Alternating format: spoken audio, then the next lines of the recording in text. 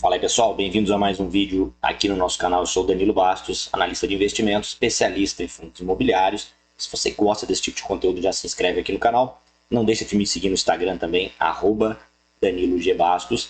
E o assunto desse vídeo é o IRDM que atingiu esses dias aí a menor cotação histórica. É claro que isso gerou um monte de dúvida na galera, recebi um monte de perguntas sobre isso. A gente vem escrevendo para os nossos assinantes sobre isso. Aliás, se você quiser investir com a minha ajuda em tudo, não só em fundo imobiliário, os links estão aqui na descrição desse vídeo. Só você clicar lá e ver, ou me chama no Instagram que a gente conversa. Mas vamos aqui ao IRDM, né? Vamos falar sobre o que interessa. Vou mostrar para vocês sobre a cotação histórica. Eu puxei aqui no Status Invest para ficar bem prático, tá? Então, como vocês podem observar aí, o fundo atingiu recentemente a menor cotação histórica, né? Esse fundo valorizou bastante em 2019, 2020 ele estava bem valorizado, depois subiu bastante de novo aí, aqui já em 2021 e vem caindo a cotação, né? Eu vou explicar para vocês o que está acontecendo, a gente já fez vídeo sobre isso aqui, batendo aqui o menor patamar histórico, tá? Antes disso, vamos ler uns trechinhos aqui do relatório gerencial. É muito importante o investidor ler o relatório gerencial para entender o que está acontecendo com o fundo, tá? Então, destaquei alguns trechos aqui. O rendimento distribuído referente ao mês de julho foi de 74 por cota. Ele vem mantendo essa distribuição.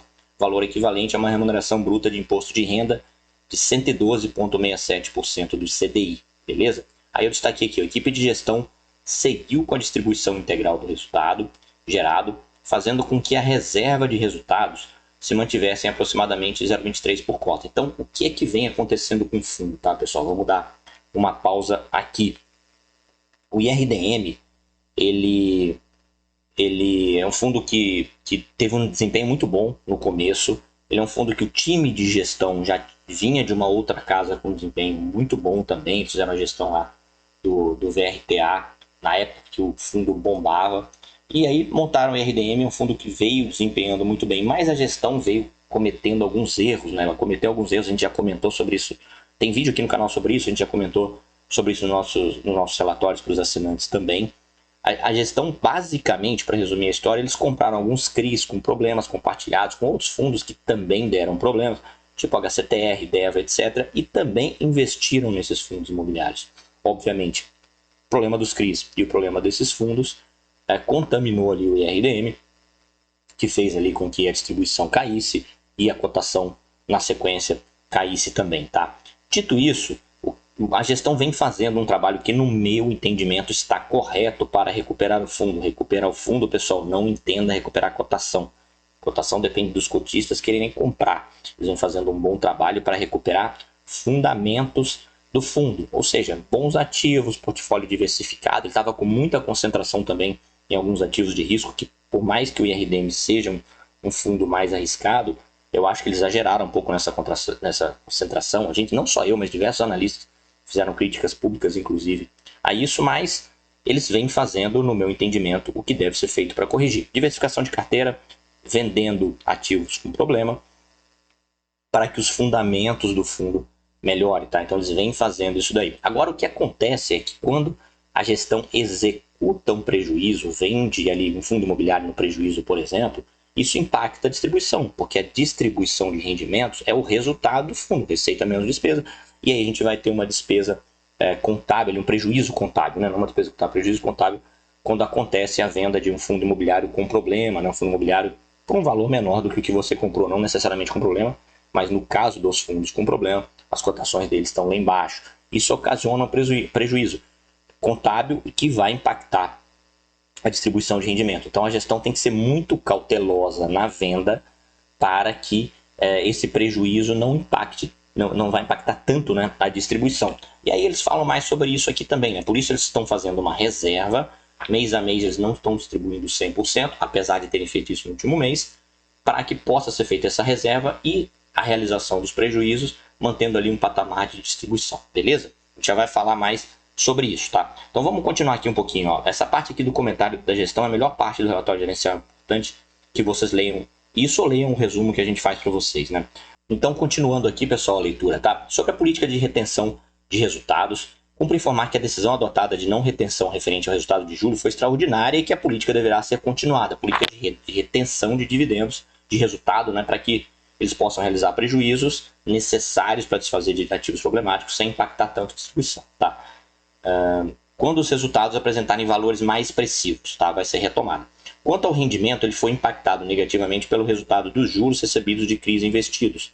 Por outro lado, isso não ocorreu por um aumento na inadimplência. Então eles frisam isso aqui, que não teve problema de inadimplência dos CRIs, mas pelo fato de que em junho o fundo teve o recebimento de alguns CRIs que têm pagamento de juros semestrais ou anual, e com isso elevaram o resultado do mês anterior.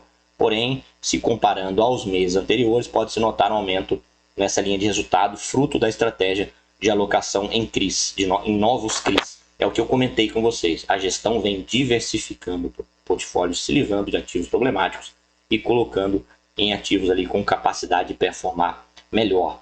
Em relação à correção monetária, o fundo apresentou um ganho em relação aos meses de maio e junho. Aí a gestão continuou a estratégia de redução da carteira de FIIs, foi o que eu comentei com vocês, no mercado secundário, resultando em uma diminuição de aproximadamente 413 mil, ou 0,011 por cota no resultado mensal distribuível. Foi o que eu comentei com vocês. Quando eles reduzem a posição nos FIIs, esses FIIs no prejuízo, isso impacta a distribuição, e aí nesse caso foi em 0,011 por cota, e para manter o mesmo patamar, eles usam reservas. Bom, o que o investidor de fundo imobiliário precisa ter em mente? Tá? Fundo imobiliário é investimento para o longo prazo. Todo mundo tem um portfólio, deve ter, né? Deveria ter um portfólio diversificado de investimento. Esse portfólio deve ser montado em função dos seus objetivos. Cada pessoa tem o seu objetivo. Então, se você está pensando em ir para a Disney, você vai ter uma parte em ativos dolarizados. Se você está pensando em viver de renda, você vai ter uma parte em fundo imobiliário, uma parte em ações, etc. Esse objetivo de viver de renda é algo para o foco no longo prazo, tá? Então você deve ter isso em mente. Muito investidor vende desesperado ou fica ansioso, fica se sentindo mal com a cotação baixa, porque não tem os prazos ajustados. Se você tem um objetivo de 5, 10, 15, 20 anos lá na frente se aposentar e não semana que vem, a cotação não deveria te impactar tanto. E seu objetivo é aposentadoria na semana que vem, no mês que vem ou daqui a 6 meses, você não deveria estar focado em ativos mais arriscados. Hoje, no dia 20 de agosto, que eu estou gravando esse vídeo, 20 de agosto de 2024, o IRDM, ele negocia ali com aproximadamente 15% de desconto em relação ao valor patrimonial. Por mais que tenha riscos no fundo, o que a gente entende? Que esse desconto está exagerado. Ou seja, tem ali uma possibilidade de upside. Se você tirar tudo que tem problema no fundo, não equivale a 15% do patrimônio. Então ele não deveria estar sendo negociado com 15% de desconto. Faz pouco sentido. Então, além desse upside, para essa eventual correção, tem um outro detalhe interessante no RDM hoje também, que o fundo está distribuindo ali mais de 1% ao mês, pouco mais de 1% ao mês. Ou seja, o carrego, manter esse fundo na sua carteira, quanto você espera a melhora, que vai levar meses e anos aí talvez, não é um problema de fato para você. Além do potencial de valorização, você está recebendo mês a mês aí um excelente rendimento. Eu vou mostrar para vocês aqui o desempenho histórico do RDM, vamos comparar com o IFIX, que é a média de mercado. Vocês vão ter um pouco mais de clareza, e com o próprio IPCA, tá? Para ver se o cotista vem obtendo ali ganho real ou não, tá? E aí, de novo, pessoal, eu não estou dizendo aqui que o RDM é a melhor oportunidade do momento, está longe disso. Ele é um fundo que tem risco, sim, principalmente relacionado ao histórico de curto prazo da gestão, mas que vem fazendo o correto para corrigir, porém, tudo em investimento é risco-retorno, você precisa equilibrar isso. O fundo tem risco e tem um potencial de retorno muito bom pela valorização, além de entregar um excelente carrego. Então não deve em nenhuma hipótese ser colocar todas as fichas nele em nem ativo nenhum. Você sempre vai ter um portfólio diversificado. No seu portfólio diversificado, você vai ter ativos muito seguros para dar estabilidade naquela renda que você recebe. Mas o ideal é que para buscar ter uma performance acima da média de mercado, é o que a gente faz para os nossos assinantes, por exemplo. A gente inclui também alguns ativos mais arriscados, porém com maior potencial de valorização e que o carrego justifique, né?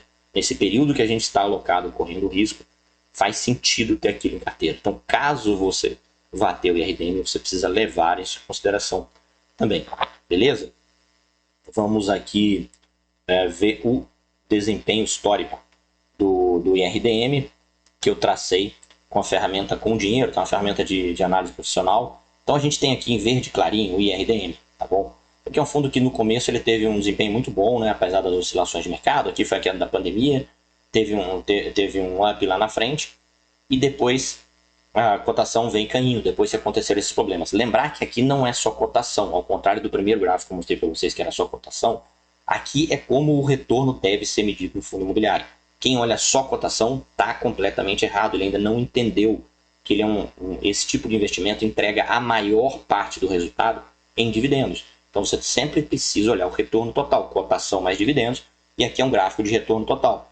Quando a gente vai olhar essa linha azul aqui, azul um pouco mais clarinha, tá? Que não está em linha reta, né? Não tá, na verdade nada está em linha reta aqui, mas essa que está em maior zigue-zague, ela é o IFIX. O IFIX representa a média de mercado. A média de mercado é o resultado médio da massa dos nossos investidores, sendo que a maioria deles são leigos, né? Inexperientes, começaram há pouco tempo, emocionados demais, estão muito reagindo emocionalmente, são curto-prazistas. Ou seja, se você não estiver superando a média de mercado, cara, você está investindo errado. Você tem obrigação de superar essa grande massa de investidores que são iniciantes, estão aprendendo ainda e cometem muitos erros. Você precisa sair dessa manada. O IRDM é um fundo que, historicamente, o que mostra o resultado da gestão, teve um desempenho muito superior à média de mercado, com exceção do passado recente aqui. Ele ficou abaixo da média de mercado de setembro de 23 para cá, em função dos problemas que o fundo vem apresentando, tá? Mas como eu comentei com vocês, na minha visão, posso estar errado, né? A gente não vai acertar sempre, a gestão vem fazendo o correto para corrigir. E por fim aqui a gente tem o IPCA, para mostrar que mesmo nesses trancos e barrancos, deixa eu ver até onde vai o IPCA aqui, esse gráfico não está tão atualizado, até dia 26 de julho, tá? Então o IRDM vinha perdendo um pouquinho para a média de mercado, mas vem superando o IPCA, ou seja, o investidor ele teve ali um retorno real muito pouco acima do IPCA, mas teve sim algum retorno real ao longo dos anos. Aqui é falando sempre quem entrou no IPO. Tá? Quem que errou ao investir no IRDM? O cara que investiu porque ele é o mais comentado na internet, porque ele é muito falado, porque ele está nos fóruns, porque viu um vídeo de alguém e pagou caro. Isso é um fundo de crédito, é um fundo de recebíveis. E fundo de recebíveis, em nenhuma hipótese você deve comprar com aquela relação PVP maior do que 1. Não faz sentido comprar. O ideal é comprar abaixo, tá bom? Eventualmente, se você está sendo orientado por um analista profissional, como a gente faz lá com os nossos assinantes, pode ser que algum fundo faça sentido, mas aí isso vai ter uma justificativa ali. Mas se você está mexendo por conta própria, PVP para fundo de papel, para FOF, para fundo para hedge fund, né? Quando a gente vai para tijolo é outra história, esquece PVP para tijolo. Mas quando a gente vai para papel, para hedge fund, para FOF, nesse caso aqui um fundo de papel, um fundo de crédito, não pode ser comprado com PVP acima de 1, beleza? Espero que tenham gostado desse vídeo, atualização sobre a RDM. Comenta aqui para mim se você gostou ou não gostou, é importante para eu tentar fazer esse canal crescer, trazer novidades para vocês. Não deixe de me seguir no Instagram também, @DaniloGBastos. Se inscreve aqui, se quiser investir com a minha ajuda, os links estão aqui embaixo. Abraço, até a próxima.